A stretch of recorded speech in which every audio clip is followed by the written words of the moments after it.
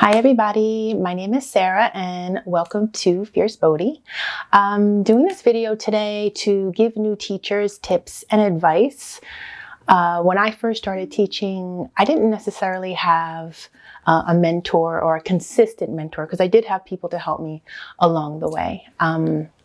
So I wanted to give back what I didn't necessarily get when I first started teaching.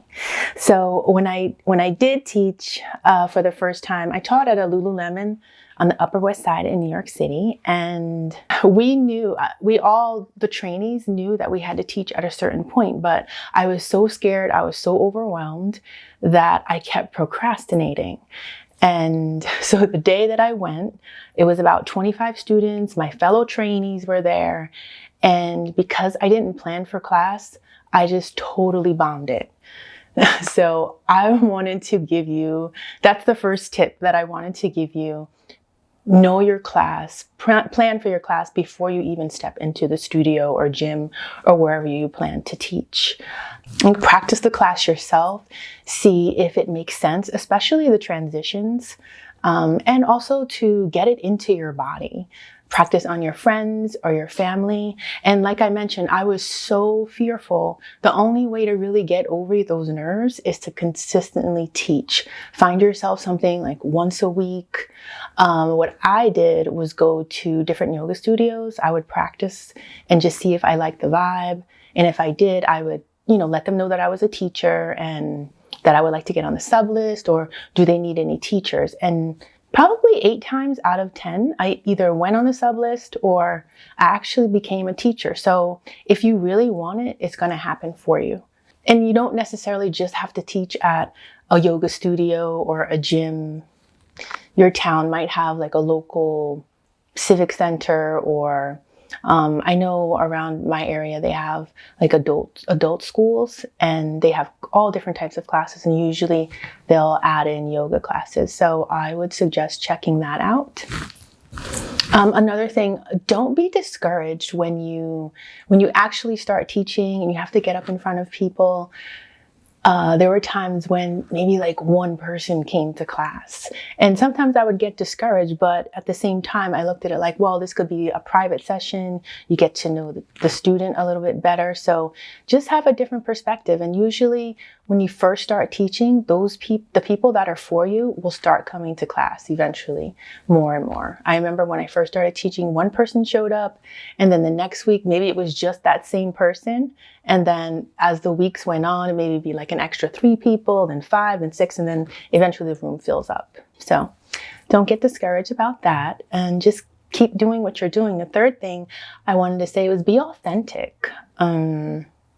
Sometimes we go to studios and we see other teachers and we're like, oh, I can never be like them, or that's not my style, or, it's, you look at people and you put them on a pedestal, but at the same time, you have your own style, you have your own way. And the more authentic that you are, those people that are for you will be for you, and they'll come to your class.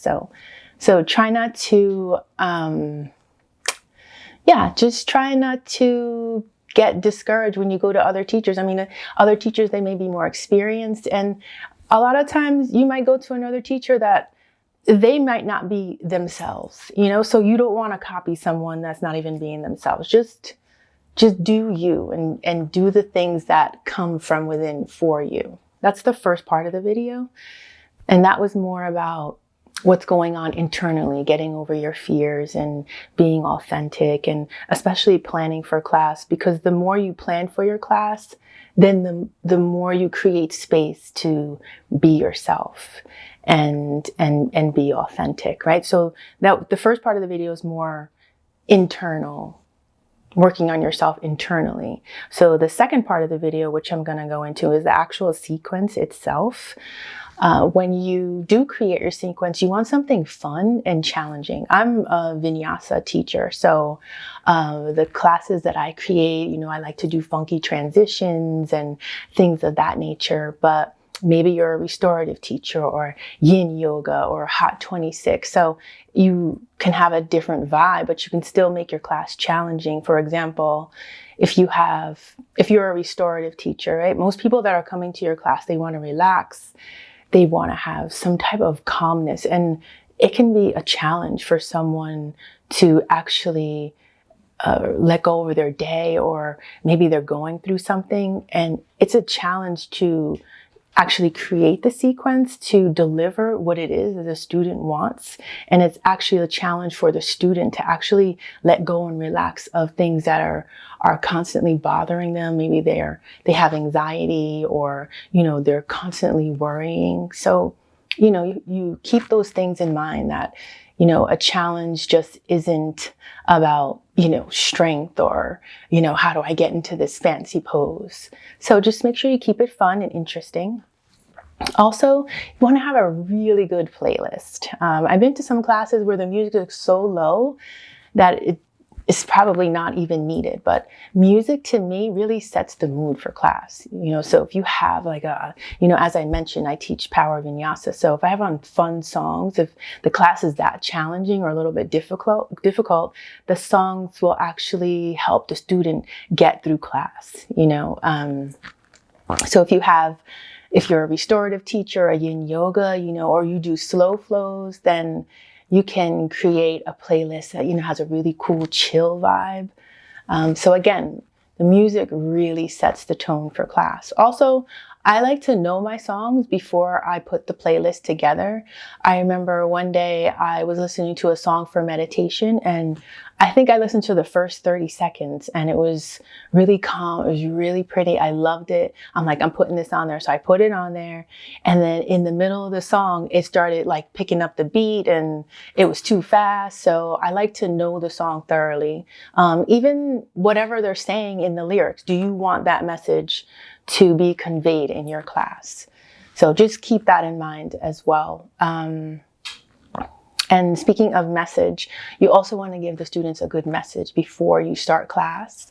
You can, me personally, I don't like to talk about fluffy things. I like to speak on things that relate to me, because I feel like that's more authentic and something that the students can actually walk away with. What was I going to say? I have my notes here. Let me just look. And it doesn't even necessarily have to be a message. You can talk about your goal for class, which is also a good thing. Let the students know what to expect before they even practice. And then if you have a message, you don't have to just talk about it in the beginning. You can weave it throughout class. And the last thing that I did want to talk about was, after class, stick around for a few minutes. Even if it's 5 minutes, just to, be available to the students and let them know that you care, because that's a time when you can get to connect with them. You can get to know their names. A lot of times students will come to you and want to tell you what's going on with them, right? And for me personally, I've created some really awesome connections over the years, and I think that's one of the main reasons that I enjoy yoga so much. I mean, obviously I love fitness. I love staying flexible and movement. I think yoga is this amazing art in motion. But the best thing I've gotten out of it was making these connections with other people. So again, along with you being authentic and then being there for your students, like, you'll make an amazing teacher. So that's all I wanted to say for this video. I plan on making more videos. If there's anything that I didn't touch upon that you would want to hear about, or any questions as a new teacher, because I know I've been teaching for about 10 years now, and I know exactly what it was like to first start teaching. I was like terrified. Public speaking is like the #1 fear.